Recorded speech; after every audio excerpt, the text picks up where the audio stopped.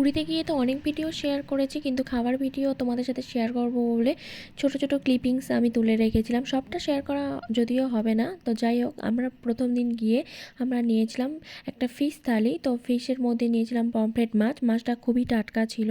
তো যাই হোক, খাবারটা খুব ভালো লেগেছে। আর তারপরে আমরা খেয়েছিলাম কুলফি।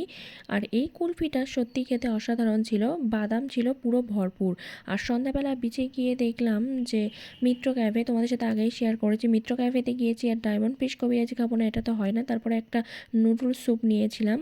আর সমুদ্রের ধারে সকালবেলা মাটির ভাড়া এক কাপ চা না হলে তো জমে না।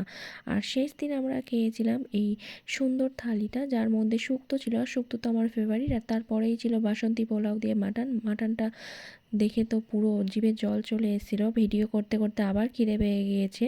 তো যাই হোক, কেমন লাগলো জানিও খাবারের ভিডিও। আর যদি ভালো লাগে তাহলে একটা লাইক করে দিও, চ্যানেলটা সাবস্ক্রাইব করে দিও। তো টাটা।